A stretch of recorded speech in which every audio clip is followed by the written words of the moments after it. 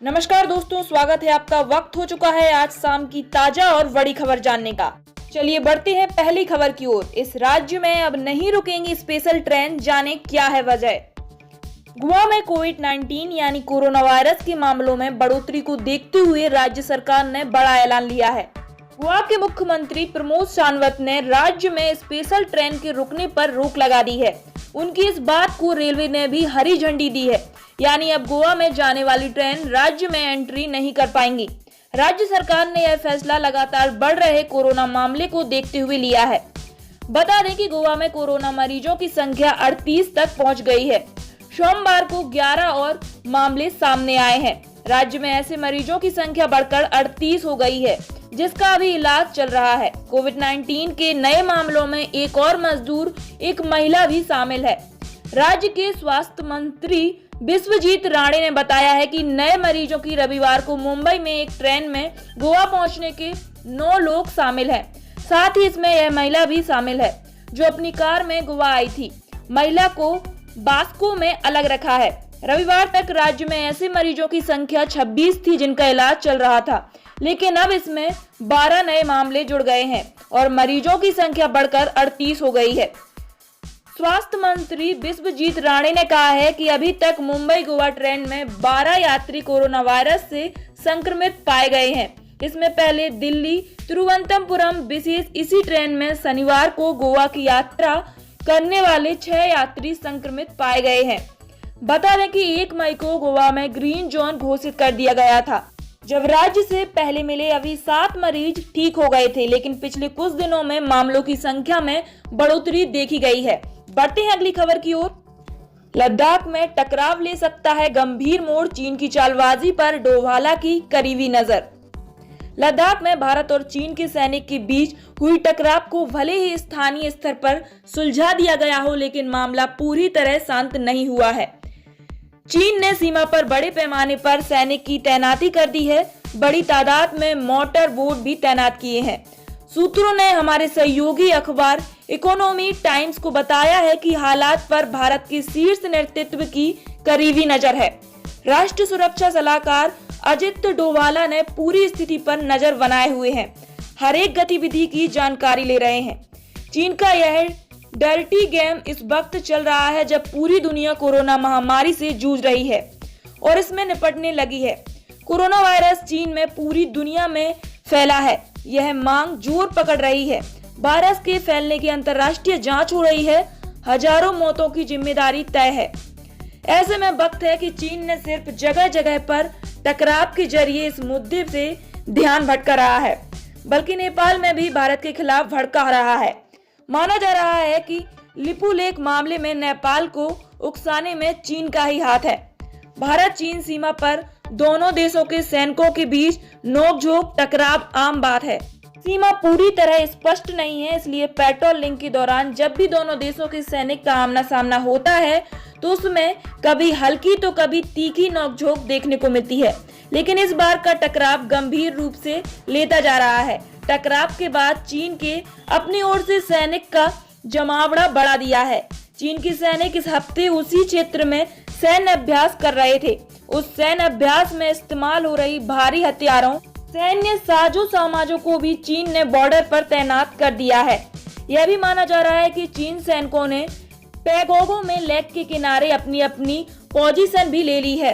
Motor boat के जरिए आक्रामक गश्ती कर रहे थे। इतना ही नहीं, बताया जा रहा है कि भारतीय सेना ने जो अस्थायी ढांचा बना रखे हैं उन्हें भी नुकसान पहुंचाया गया है।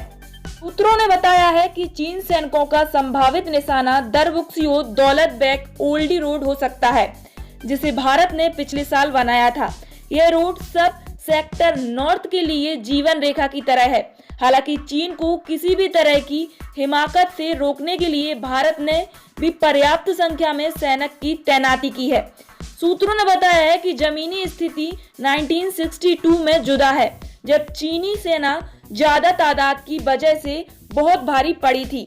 जिस जगह टकराव हुआ था वहां पर चीन की तरफ से 80 से ज्यादा टेंट लगाए जा चुके हैं।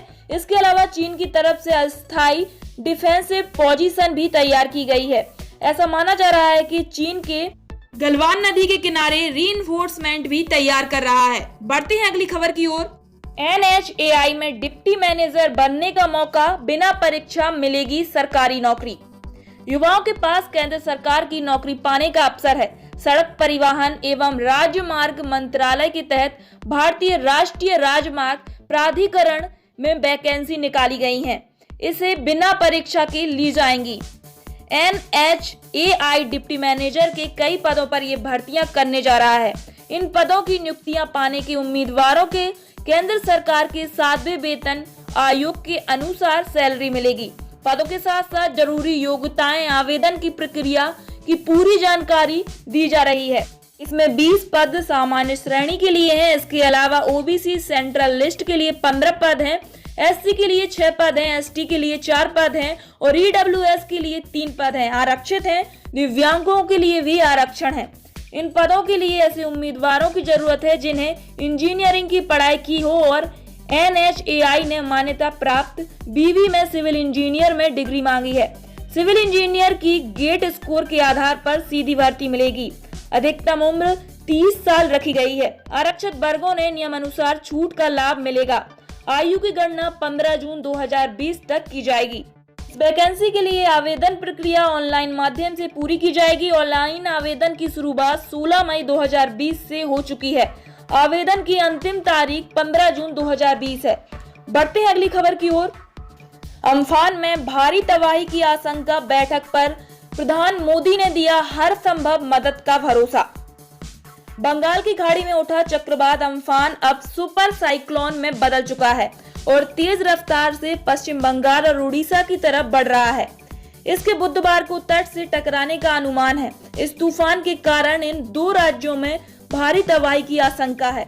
ऐसे में चक्रवात अम्फान से निपटने की तैयारी को लेकर प्रधानमंत्री नरेंद्र मोदी ने आज एक उच्च स्तरीय बैठक की है। बैठक के बाद मोदी ने ट्वीट किया है, चक्रवात अम्फान के कारण पैदा हुए हालात से निपटने की तैयारियों की समीक्षा की है। इस दौरान इससे निपटने के लिए विभिन्न उपायों और लोगों को सुरक्षित स्थानों तक पहुंचाने की योजना भी की है। इनकी सुरक्षा के लिए प्रार्थना करता हूं कि केंद्र सरकार की तरफ से हर संभव मदद का भरोसा देता हूं।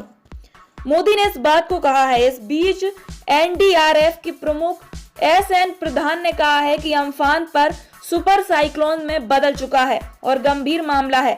इससे भारी तबाही आ सकती है। इससे पहले उड़ीसा में 1999 में इतना भयानक तूफान आया था। उन्होंने कहा है कि अब 20 मई को अम्फान तट से टकराएगा। यह तो बेहद विकराल रूप ले चुका है। मौसम विभाग ने तूफान के कारण समुद्र में 4 से 6 मीटर ऊंची लहरें उठने की चेतावनी दी है। इसमें पश्चिम बंगाल तटीय इलाकों में भारी तबाही मच सकती है।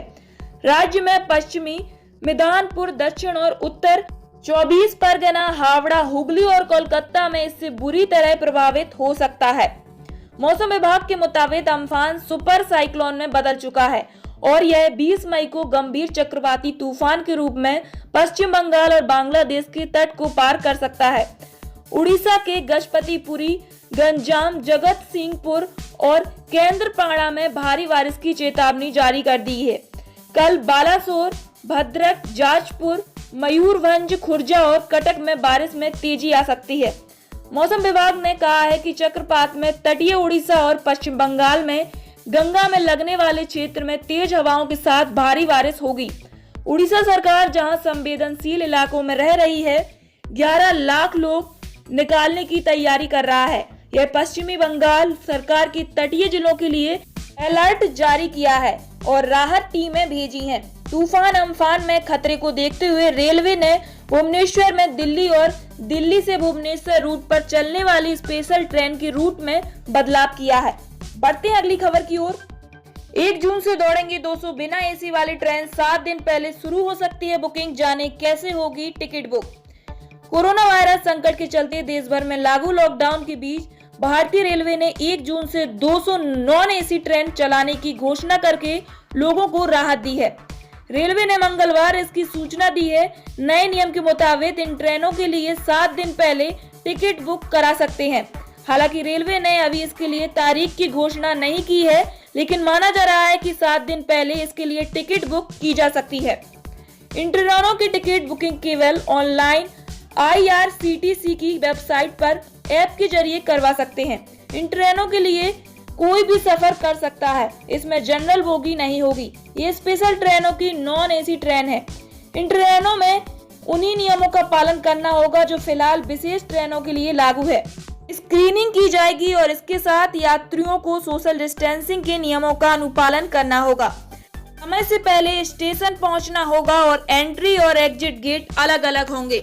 फिलहाल इस खबर में इतना ही। मिलते हैं अगली वीडियो में, तब तक के लिए नमस्कार।